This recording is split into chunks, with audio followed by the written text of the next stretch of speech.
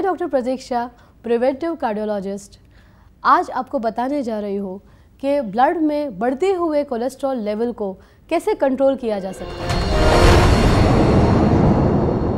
Cholesterol ये सुन के बहुत ही टेंशन आ जाता है।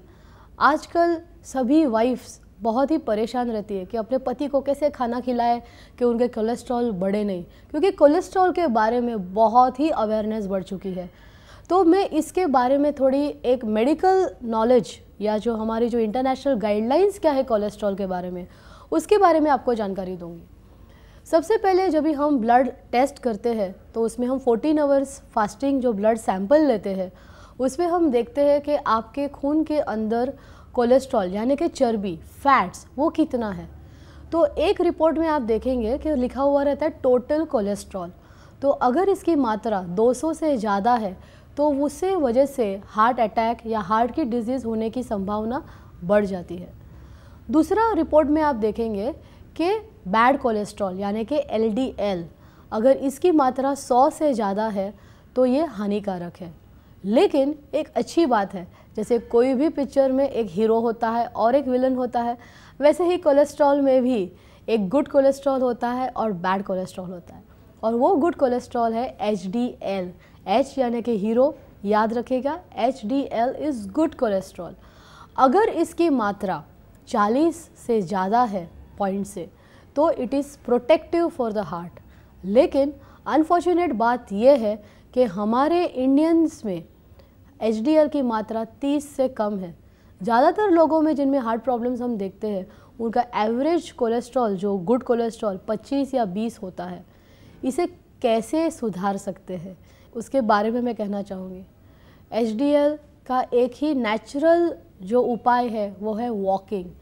एक्सरसाइज जो है कार्डियोवैस्कुलर फिटनेस एक्सरसाइज, जैसे कि ब्रिस्क वॉक, एरोबिक्स, आप टेनिस खेलते हैं, स्विमिंग करते हैं, जिससे भी आपके हार्ट को फिटनेस मिलती है, that is going to increase good cholesterol. दूसरी बात, अपनी डाइट पे खास ध्यान रखना है।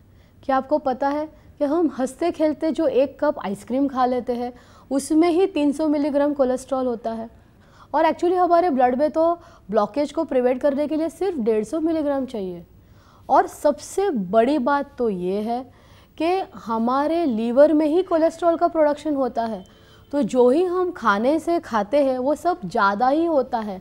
वो जो भी एक्सेस है वो हमारी हार्ट की नस के अंदर डिपॉजिट बन के जम जाता है, और ये धीरे धीरे जम के एक हार्ट अटैक और ब्लॉकेजेस का स्वरूप ले लेता है। तो अगर हम हमारी डाइट में ये सब फ्राइड और फैटी फूड्स को अवॉइड करें, एग अगर खाना है तो एग वाइट ही खाएं।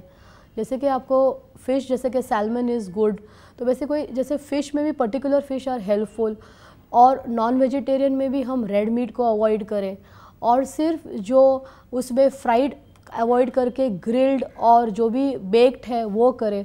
और इम्पॉर्टेंट पार्ट, वेजिटेरियन डाइट में जो ग्रीन वेजिटेबल्स है जैसे कि पालक है, मेथी है, ये सब से फाइबर कंटेंट बढ़ने से भी कोलेस्ट्रॉल कम होता है। मुझे पूरी उम्मीद है कि आज से, अभी से आप ये सभी टिप्स को अपनी लाइफ में इम्प्लीमेंट करेंगे, अपने कोलेस्ट्रॉल लेवल्स को कंट्रोल करेंगे और हार्ट के अंदर आपके बढ़ते हुए ब्लॉकेजेस को रोकने का पूरा प्रयास करेंगे, हार्ट डिसीज़ से बचेंगे, क्योंकि healthy heart leads to a healthy life.